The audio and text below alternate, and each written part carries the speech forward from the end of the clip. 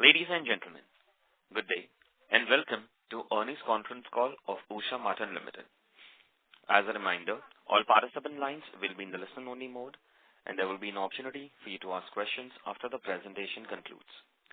Should you need assistance during this conference call, please signal an operator by pressing star and 0 on your touchtone phone. Please note that this conference is being recorded. I now hand the conference over to Mr. Devrishi Singh from CDR India. Thank you, and over to you, sir. Thank you. Good morning, everyone, and thank you for joining us on Usha Martin's Q1 FY26 earnings conference call. We have with us Mr. Rajiv Jhawar, Managing Director of the company, Mr. Abhijit Paul, Chief Financial Officer, and Ms. Shreya Jhawar from the Strategy and Growth team of the company.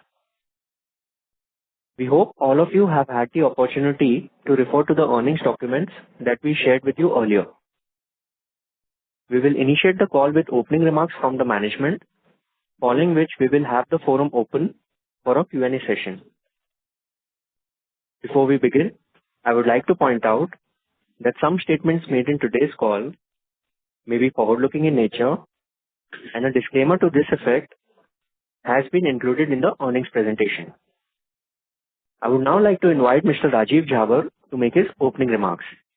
Thank you, and over to you, sir. Thank you.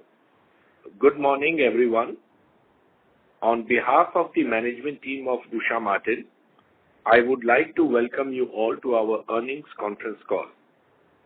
I will begin by sharing some updates on the operations and strategy, following which our CFO, Mr. Abhijit Paul, will run you through the key financial highlights.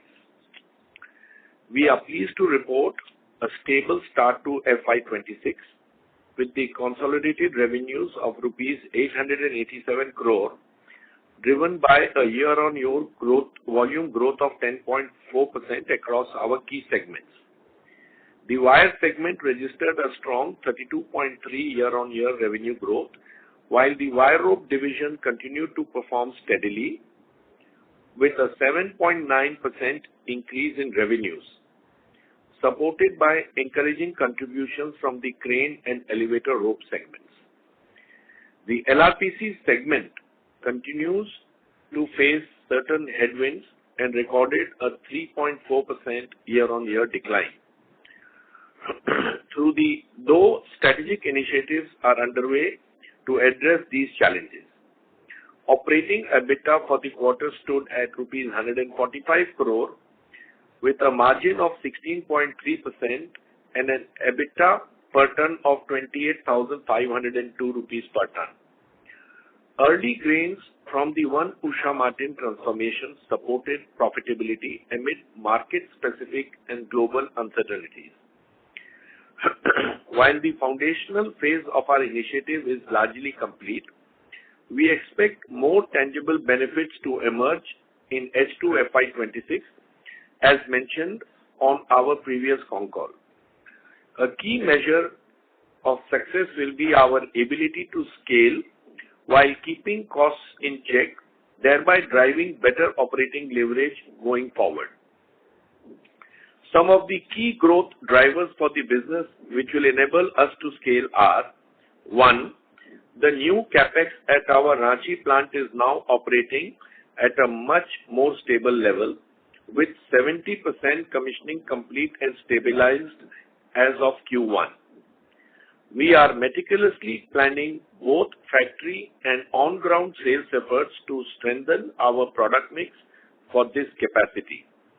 Progress is being closely monitored on a daily basis to ensure we capture high-value opportunities which will drive EBITDA margin improvement. 2.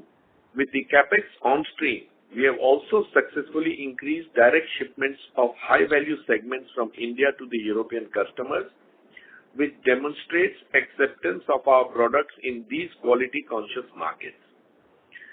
It's encouraging to see that we have already started to get repeat orders, reinforcing our confidence in this model as a sustainable growth driver. 3. Even with some uncertainty in the U.S. market due to tariffs, we are confident of our position in the U.S. market. Our focus has been on retaining and even growing our market share. We have secured a sizable tender that provides strong order visibility for the rest of the year alongside our regular business in the U.S. 4. Our synthetic sling solution, Ocean Fiber, has gained faster than expected traction with strong brand acceptance in a short period of time. The inquiry pipeline is robust across offshore, subsea, and heavy lifting applications. And our sales teams are actively working with potential customers to move these inquiries towards orders. Early trials and feedback have been extremely positive, and we are already seeing promising signs that Ocean Fiber will become a meaningful contributor to our high-value product portfolio in the due course. While these growth drivers strengthen our top line, we are equally focused on disciplined cost management to enhance margins. As a group, we are examining every cost line with the aim of improving efficiency and profitability. Some initiatives are already delivering results, while others will yield benefits in the coming quarters. For example, employee costs have reduced from an average of 118.6 crore per quarter in FY25 to 113.2 crore in Q1 FY26. With further savings expected as we expand our shared services back office in India. Another example is on our finance costs. We have repaid the entire $3.4 million loan in Singapore and plan to fully repay €2 million loan in Netherlands. With the impact of these transactions, with these actions expected to reflect from Q2 onwards. All of these initiatives have led to strengthened balance sheet. Inventory levels have come down meaningfully from FY25 peak, driving strong cash conversion. Operating cash flow stood at 95% of operating EBITDA in Q1 FY26. Our balance sheet has also strengthened with the net debt-free position at both standalone and consolidated levels, giving us greater flexibility to fund future growth without leverage constraints. Looking ahead, while Q1 FY26 reflects a steady operational performance, a stronger growth trajectory is expected in the second half as the benefits of transformation initiatives and capacity expansion gather pace. Better demand visibility, supported by improved competitiveness across global markets, positions the company to pursue market share gains even amid prevailing macro geopolitical uncertainties. This approach is expected to strengthen leadership in core segments and deliver sustainable value for all our stakeholders. With this, I would like to now invite our CFO, Mr. Abhijit Paul, to present the financial highlights for the quarter. Thank you, and over to you, Abhijit.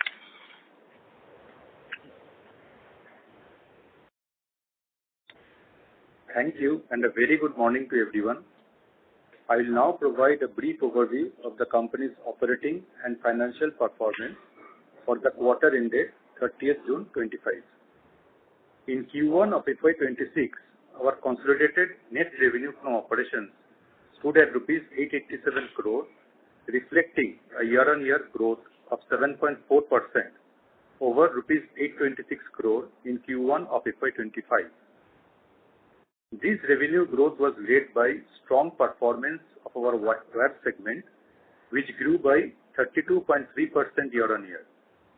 The core wire rope segment, which continued to be the largest contributor with 72% share of the total revenue, registered stable performance with 7.9% growth on a year-on-year basis and is expected to gain momentum from H2 of FY26, supported by recovery in demand and the ongoing One Usha Martin initiative.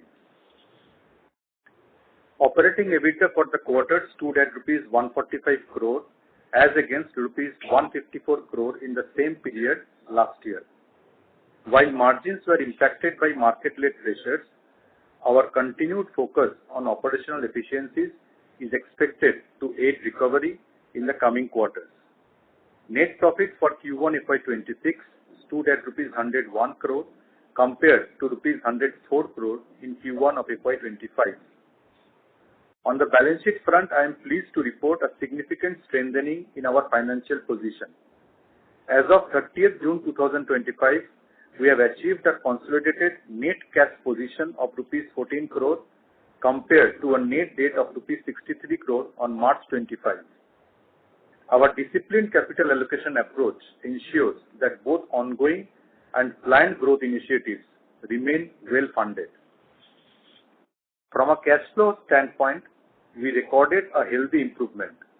Operating cash flow before tax for Q1 FY26 stood at rupees 137 crore, translating to approximately 95% of operating EBITDA, compared to 102 crore or 66% of EBITDA in Q1 of FY25.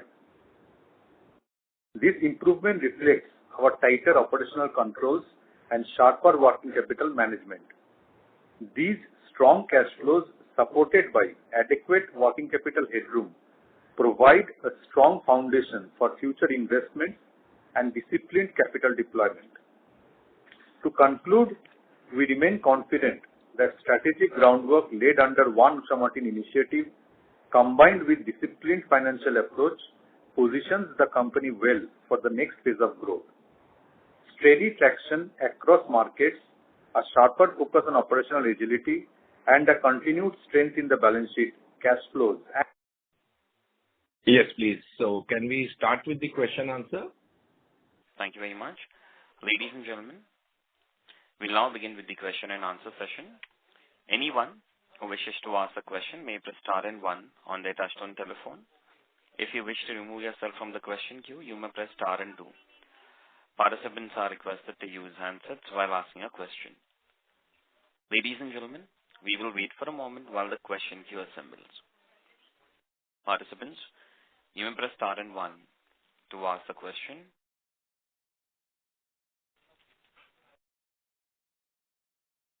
The first question is from the line of Aman Kumar Sontalia from AK Securities. Please go ahead. Yeah, good morning, sir. So my question is related to US market. So there is a significant hike in the duty in the US market. So how we will grow there and how we will maintain our business there? Thank you for the question. So, with regard to this US market for steel wire ropes, which fall under the Section 232, the tariffs are 50% across the board. So the reciprocal tariff is separate, and this 50% tariff for our particular product category is different and applies to all countries except UK, which is at 25%. For us, so far, in terms of the impact of these tariffs, we have not seen a major issue, because for most of our high value products like elevator ropes, mining ropes, which we sell in the US, in most cases we have been able to pass on a large part of the tariff, the increase to our distributors or to our end customers. And in some cases where we can't do that, we have to take a judgment call of how to proceed. But our major focus has been that we don't want to give up our market share in the US, because we want to ensure that we don't lose our customers in the US in the long term. And in fact, with our inventory on the ground, because we have a warehouse in Houston, with our inventory on the ground for our GP ropes, we have been able to actually get a better realization for our products and actually gain share in some cases.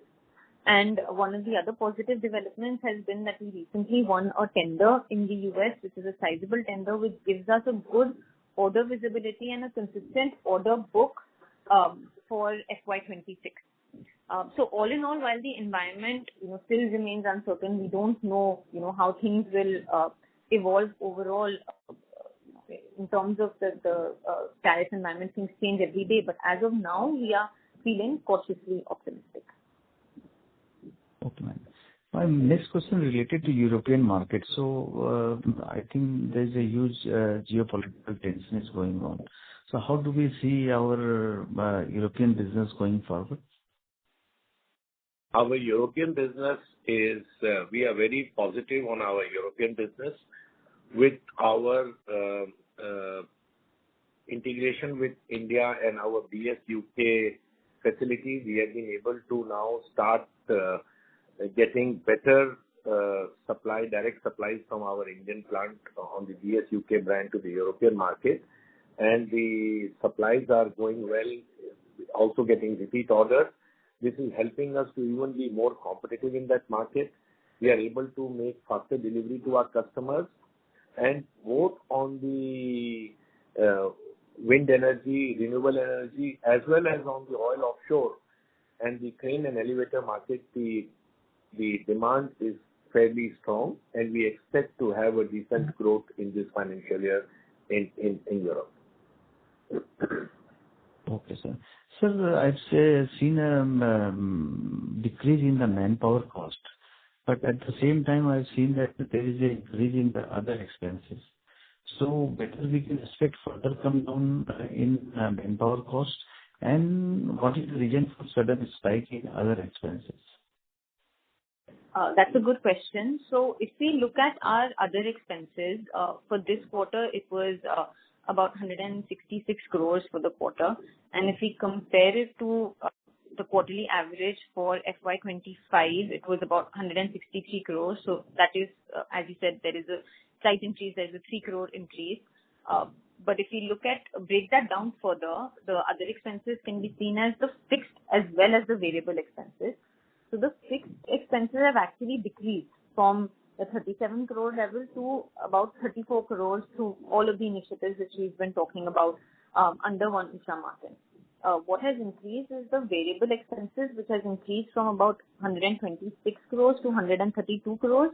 But a large part of that increase is the freight component of 6 crores, largely for Europe orders, which is actually recovered from end customers. And the second part you mentioned, which was the employee expenses. The employee expenses have decreased actually from 125 crores in Q1, but that was slightly higher level on average. If we see of FY25, it was 118 crores per quarter, which has decreased to 113 crores this quarter, which is on an annualized basis a 20 crore decrease, which we do expect will further reduce with all of the initiatives and the back office that we are setting up in India. So as more of these One Usha Martin initiatives materialize, we will see expenses across the board come down. But the most important part is we have to do that without compromising on our growth, which we are confident of, and that is what will give us better operating leverage. Madam, as you, sir has said in the initial remark that we are seeing a very good traction in the synthetic sling business. So can you throw some light on that business? Yeah. So as we mentioned in the opening remarks, the Ocean Fiber brand, which is our synthetic sling brand, that has picked up really well. We are getting repeat orders from our customers for that product in Latin America, even in Europe. And we thought that it would take a while to build track record and go into this heavy lift synthetic slings market. But it's been great to see that we have already got success there and will be supplying heavy lift slings for the critical offshore wind market, which is a high value, high margin product. And we've already secured the order and we will be supplying it in the upcoming quarters. While it's still early days and we don't want to put a number to it, we definitely think that in 18 to 24 months, it will become a meaningful, sizable, independent vertical for our next level of growth that we are targeting. Okay, madam. Thanks. Aman, if I may request you to come back, please. Yeah. That's all from my side. Thank you, sir. Next question is from the line of Preetham Roy from B&K Securities. Please go ahead. Hi, sir. Thanks for the opportunity and congratulations on the good set of numbers. I have just two questions. First of all, is that last quarter there is one-off. So is there any one-off is there in this quarter as well? That is my first question. Yeah, no, but this quarter we don't have any, no meet to Hello. No, there are no major expenses, One-off. one-off expenses in this quarter. Okay, sir. And secondly, sir, when you can expect that the 8 to 100 billion cost optimization strategy that we have, which fully reflects in our books? It should reflect from quarter 3 onwards, quarter 2, but we should be able to give full advantage from quarter 3 on. Okay, sir. Thank you. And one last question, if I may ask. Just like you said that the U.S. tariff will impact is not that much as we can easily pass through the tariff to the end customer. But in some cases that Chairman mentioned that we can't, we have to take some other steps. So is there any, if you can quantify any number that much hit we can expect from that U.S. tariff deal and all? Any ballpark number on that side? I think we are cautiously optimistic, and we should be able to not only retain our market share and ensure our margin protection, and also we should be able to, in some cases, increase our market share. But with the way it is that the tariffs keeps on changing fairly frequently, we are a bit cautiously optimistic, and we hope that if this status quo, what is being maintained, is maintained going forward, we should be able to maintain our margins and volumes in the U.S. market. Okay, sir. Thank you. Thank you for your answer, sir. And I'll join back to the team for the question. Thank you, sir. Thank you very much. Next question is from line of Prolin Nandu from Edelweiss. Please go ahead. Yeah. Hi, team. Thank you for giving me the opportunity. I'll continue with the last participant's question on tariff, right? Now, see, 50% is a very large number, and despite that, you are confident of you maintaining the market share as well as the margin. Can you help us understand how will you be able to do this? I understand that, see, domestic producers do not have the capacity enough to supply in the market, but with 50% differential, maybe they can also put up the capacity. And the larger question is that, had, let's say, for example, you been aware about this tariff thing before you thought about this restructuring, right, from UK to India, would your decision change, and can it still, can you keep some capacity operational at the UK plant so that between India and UK, right, you can take advantage of some of the tariff differential, right, when it comes to some markets like US? So this is the first question that I had. Yeah. So, why 50% is a really great tariff, it is the same for others as well. We compete with the Koreans, and we compete with, other people in the India market. So for everyone, it is 50%, as opposed to the reciprocal tariff, where it's different tariff for different countries, right? So that way it's a level playing field. Secondly, when it comes to the US market, the domestic market versus export, that is looked at very differently, because the domestic prices, even with the 50% tariff in a lot of the major categories, will still be at higher levels. They do command a premium. So in that way, we are still overall competitive. Thirdly, in your point around will the domestic producers set up any capacity, with the environment being so dynamic right now, and uncertainty for them as well in the market, as there are changes happening on a daily basis. Based on our initial analysis, they are also not feeling like it makes sense to put in more capacity, because if things change in a couple of years, then they would be stuck with that additional capacity, and there might be an oversupply at that point. So while they don't have production capacity right now to meet the demand, import will always be a factor. we don't see any major capex plans for the major producers over there. And then to your last point, for the BSUK part, we still have our machines in BSUK. We've reduced our manpower and we've reduced our production over there. But we do have the flexibility where if we feel that this environment continues or changes, and in some cases the unit economics makes sense for us to produce in BSUK for the US market, we have the flexibility to do that. That's very encouraging to hear. Thank you, Shreyaji. My second question would be on the domestic market, right? Can you just help us understand what is the competitive environment here? Because there are some other players who also have probably, got approvals in some of the mining tenders, so on and so forth, right? And some of the domestic players are also putting up capacity for high value add wires. So versus, let's say, a few years back, has our competitive position in the domestic market taken a hit, or how should one think about, competition in the domestic market? Good question.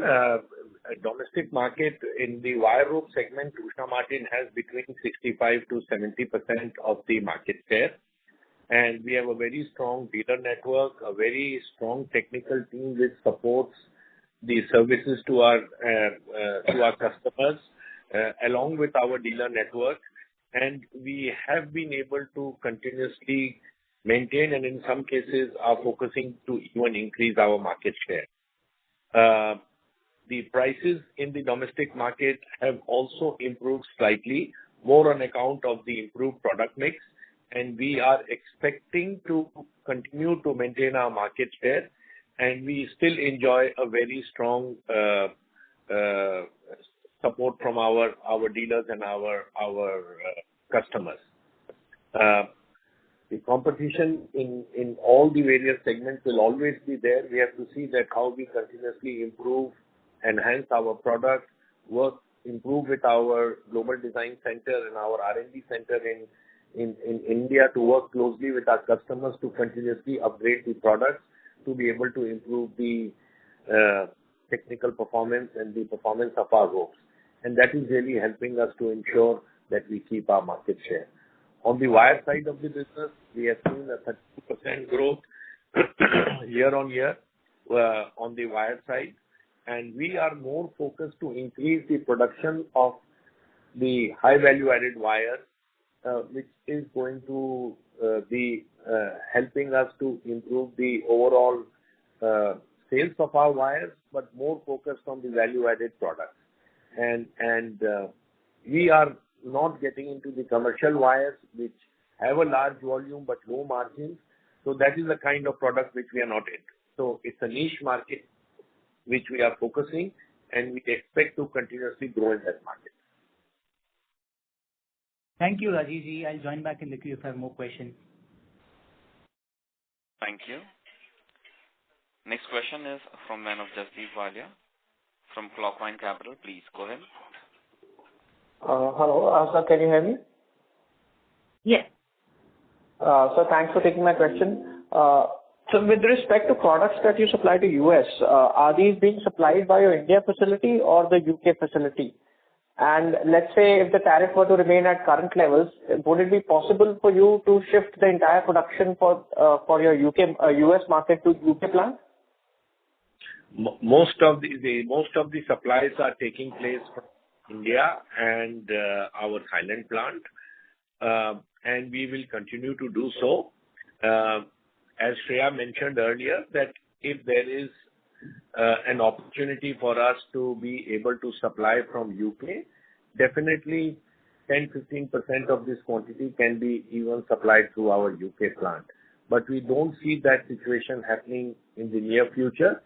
Going forward, we have that flexibility, and we have kept the flexibility with our manpower, and we should be in a position to do that should the situation arise. Got it, sir. And with respect to this flexibility that you mentioned, is it that the UK plant will require some manufacturing investments or modifications to be able to get to US volumes, or the plant is ready and whenever you feel the time is right, the production could be comfortably moved to UK plant? No, we don't need any more fixed asset investment there. Our plant and machinery is in good shape, and we have retained all the equipment in the U.K., not moved anything out of the U.K. And should the need be, we can quickly start production from that facility.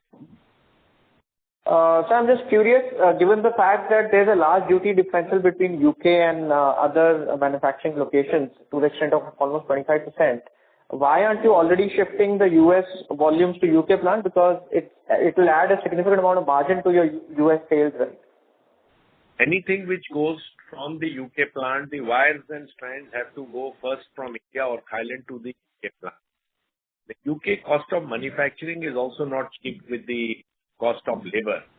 So, and then the logistics also, first going to U.K., then getting it converted, and then going back from there to the U.S. With the second leg of logistics. It's when you look at everything, it's still more competitive to supply from India and the Thailand plant. And in any case, in most cases, the distributors and customers are taking on a large part of the price increase. So that is something that is also helping us, retain our share. Got it, ma'am. Thank you. That's all from my side. Thank you. Next question is from line of Rajesh Agarwal from Money or Capital. Please go ahead. We are seeing a traction in which elevator or locally domestic in that segment. Are we seeing a traction? Because I read an article if the elevator segment is growing by double digit. This is my first question. The elevator is definitely growing fairly fast in the domestic market, and with the construction in the Tier 2, Tier 3 cities also of multi-storied buildings, we see that a lot of demand is coming up. Elevator is one segment which is at a strong growth. In addition to the crane market, which is again related to construction, piling, mobile cranes, even ports. So these are the two segments which are growing fairly strongly in India. Okay. And the second question, is there a possibility of working capital reducing further? And what do we do to increase the margin which we have added to 18%? How the margins will come and how the working capital will improve? Yeah. So definitely the working capital will reduce going forward. In September last year, it was at 209 days at its peak, and now it's come down to 196 days as of this last quarter. We are confident that this positive trajectory will continue. The second part is the EBITDA margin growth.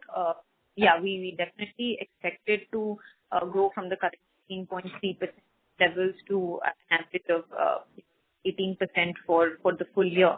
And we're quite confident of that both in the domestic and international market. So first, in terms of the domestic market, we do expect better product mix and realizations going forward. And we have seen already early signs of that from our order pipeline with our dealer network. So overall from Q2, there we expect the margins to go up. And then when it comes to the international business, one of the reasons the margin was also subdued was because in the Middle East, in the past quarter, we did see certain pricing pressures with GP rope. But even there, our focus is more on the high value products now in elevators, piling, like we were talking about, even in the Middle East market. So with that, it might take a little bit more time, but in H2, we do expect the recovery to come in. And then, of course, with the European business initiatives, which we've already talked about, that would also lead to further EBITDA margin improvement. So all of this gives us the confidence that H2 should be at much better levels. This includes any mitigation in steel price rise also? Can you come again, please? This mitigates any increase in steel prices also? No, the steel price have been fairly stable, and in fact, we saw last 2 months slight reduction in prices, and with the feedback what we have, we don't see a major increase coming up on steel. So it's more or less stable, I would say. Okay. And the final question, what will be the maintenance CapEx and CapEx this year? Maintenance CapEx would be close to 25 to 30 crores. Okay. And fresh CapEx? Base CapEx for the year of 150 crores, close to 150 crores. So total 150 crores. Sir, sorry to interrupt you. You're sounding a little distant. Yeah, the Okay. total CapEx expected to be maintenance CapEx 25 to 30 crores and the total CapEx to be around 150 crores. 150 crores. Okay, sir. Thank you, sir. I'm through. Thank you. Participants, you may press star and one to ask a question. Next question is from line of Shreyansh Shah from Fort Capital. Please go ahead. Hello, am I audible? Yes. Yeah. Good morning, sir. Congratulations on decent set of numbers. So basically, I have two questions. One is in the wire segment, you reported a 32% year-on-year growth. So just wanted to understand that, is it driven by the structural demand or the short-term orders which we saw this quarter? And the second question is that, in LRPC segment, volumes fell. This is due to temporary project delays, price competition, or a structural slowdown in the segment? On the first question, the wire business, as we mentioned in our previous calls also, that we have started focusing to increase our wire in the niche markets, in the auto sector, as well as the wires, as well our on some of the niche products related to like door springs, etc. So this market, we have constantly started focusing to increase our, and we expect this trend to continue even going forward. Coming to the LRPC market, yes, the monsoon period as well as the price and demand and price pressures are significant. And as we mentioned in our opening remarks, the volume as well as the margins are under pressure. Our focus would be to keep on increasing our focus on the plasticated LRPC business, which would help us to get a better margin for our product. So this trend of pressure on the general LRPC is expected to continue more so on the margin front. Volumes may get better once the monsoon is over and the project starts, activity starts one thing. Just a follow-up question on the LRPC, sir, what you mentioned. So going forward, do you think that revenue contribution of the LRPC segment would be declining from here on? Yes, we don't expect it. It could be at similar levels or would be declining. And the plasticated LRPC, which is the value added, should gradually be going up. So that's what we expect. We don't see this as a very business which can add significantly to our growth going forward. The general LRPC. Okay, sir. Understood. Just one last question. That post your Ranchi expansion, what incremental capacity in metric ton will you add, and how quickly can it be ramped up for some sudden orders which we can expect? So for Ranchi capacity, as we mentioned last call, so we have overall capacity increases around 40,000, of which ropes will be around 20,000. So till date, we have already installed 70% of the capacity, and remaining 30% installation will be complete by end of Q2 around October. So with this increased capacity, we are planning. We have developed new products, plasticated ropes are in these additional capacities. So this will give us good volume going. Okay, sir. Thank you. Thank you. Thank you. Next question is from line of Sharda Kapadia from SMIFS Capital. Please go ahead.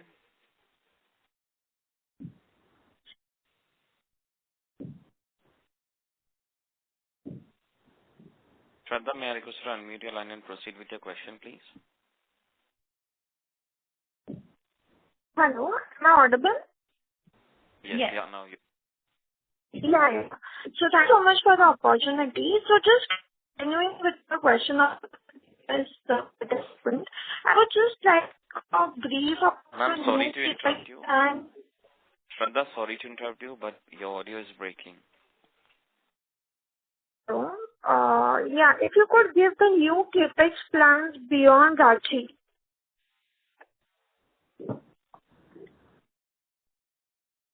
Hello, capex plans for future. For future, we are currently we have a 60 crore investment plan in Thailand, which is under implementation.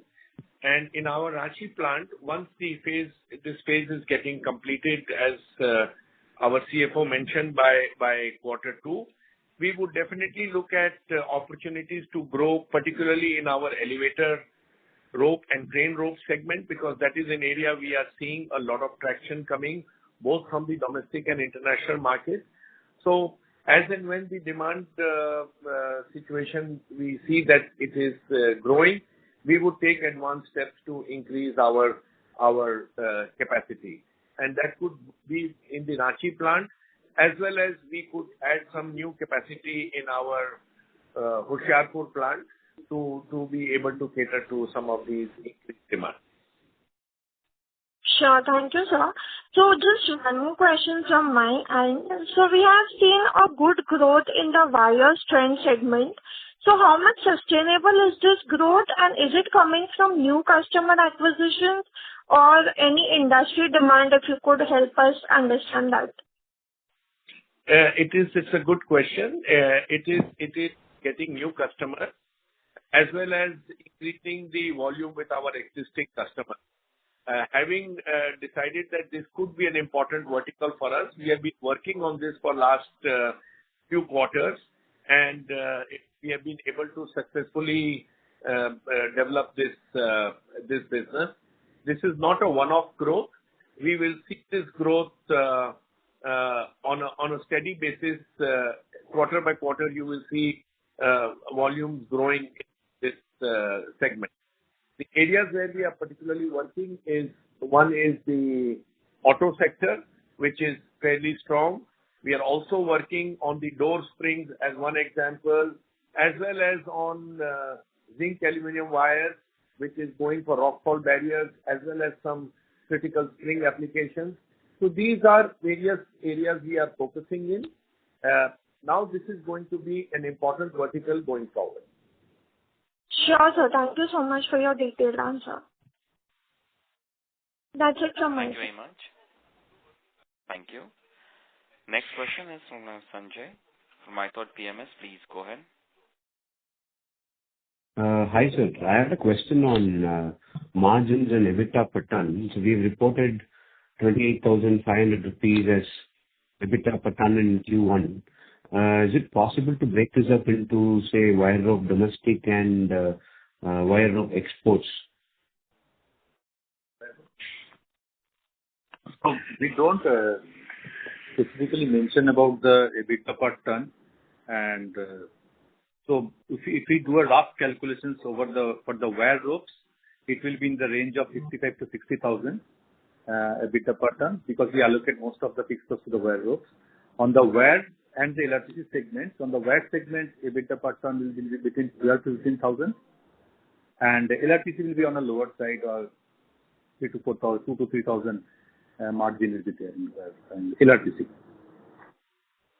Right. No, the reason I was asking is I was looking at the wire rope realizations in the US, and they are as high as, say, $8,000, $8,500 per ton, and Wireco does 12% EBITDA margin. So it looks like they're doing $900, $1,000 EBITDA per ton. That's translating to 85,000 rupees per ton. So are we also in the similar ballpark in our US exports? And does it mean that as and when our US share of US goes up, our margins can even increase going forward? Yeah. So if wire rope, like Abhijit said, is on average 55 to 60,000 rupees per ton, but export is and international markets, definitely you get a better EBITDA margin compared to domestic. We don't separate it out and share those numbers, but it would definitely be on higher levels. And if we increase our share in our international markets, whether it's the US or direct exports Europe from India, it would definitely improve the EBITDA per ton going forward. So you'll see that. Okay. So post all the cost initiatives, One Usha Martin initiatives, what kind of EBITDA margin target do we have, let's say, for FY27? At the Concall level. As Shreya mentioned earlier, this year we should be able to achieve 18% on an annualized basis for this financial year based on all the various initiatives of the cost initiatives which we have taken, which is under implementation and mostly get implemented by Q2 of this financial year. The benefits of that we start getting. Secondly, the new capex which has been implemented, as we improve the volumes coming from those, as well as some of the marketing initiatives which we have been able to for the new increased capacity. We expect the margins to, if we are expecting 18% for the full year, we definitely expect it to be going 18% upwards in the next year. 19% to 20% is something which we feel that is something which we should be able to achieve going forward. Got it. So if I can ask one more. So sorry to keep going back to that tariff thing, but say Bride & Decode is based out of UK, so they might have that advantage over us, and even Wireco, which is based out of USA itself, can we compete with them despite making in India or Thailand? And is there any weakness that you see in Wireco? Because some credit rating reports are saying that they're struggling post in the last 2-3 years. Yeah, Wireco, we also hear that they are struggling, but I'm not having much details on that. But I can only tell you that our team is fairly confident, and we are also very confident that we should be able to maintain and grow our market in that region with our local presence, with our own distribution, our own warehouse, and our close working with the customers, and also being able to win a large contract. We expect to do well in that market. And I think with all other international players who are having a major market share, the Koreans, ourselves, the Turkish, all of us are on a similar tariff levels. Chinese are even slightly higher tariff. So we are cautiously optimistic about our position in the US market as we speak today. Got it, sir. Thank you and all the best. Thank you. Next question is from line of Jayshree Bajaj from Trinetra Asset Managers. Please go ahead. Thank you for the opportunity. As you mentioned in Q1 that it is nearing completion of the foundational phase of the transformation. So can you please provide some specific measurable operation KPIs which you expect to improve by the end of the second quarter? And what means how much percentage of cost cutting is done or efficient gain has been resulted for now so far? Yeah. So in terms of the measurable KPIs, of course, we talked about in terms of cost reduction, the employee cost as well as other expenses, and we expect decrease in that, which would help us get at the 18%. The other is the working capital reduction, which came down to 106 days this quarter. Even the inventory days came down to 175 days this quarter. We're tracking both of these, and we hope to reduce this further by at least 10 days over the few quarters. That is another KPI we're targeting. Third is looking at our cash conversion. So we converted about 95% of the operating EBITDA to cash, and by the end of the year, we are targeting to take this even more than 100% levels, which we're confident of achieving through overall better financial discipline and working capital management. These are some of the KPIs that we are targeting. In terms of how far we are with this, we started this in around September, October of last year, and from Q3 we expect to see the full effect of it. Okay, so like right now there is no numbers you can give, or like any numbers I can get for like how it helped in cost saving? You will see from the coming quarters that the full benefits of what is articulated will start reflecting in our numbers. Few of the numbers she has already given. The rest, I think it is work in progress, and you will see it coming in the quarter 2 onwards. Okay, so thank you. That's all from my side. Thank you very much. That will be the last question for today. I'll now hand the conference over to the management for closing comments. I would like to thank everyone for attending this call and showing interest to Usha Martin Limited. I hope we have been able to answer all your questions. The company is dedicated to creating value for all its stakeholders in a sustainable manner. Should you need any further clarification or would you like to know more about the company, please feel free to reach out to us or CDR India. Thank you once again for taking the time to join us on this call, and see you all in the next quarter. Thank you. Thank you very much. On behalf of Usha Martin Limited, that concludes this conference. Thank you for joining us, and you may now disconnect your lines. Thank you. If you found this video helpful, please like, share and subscribe to Concall India for latest upcoming Concall.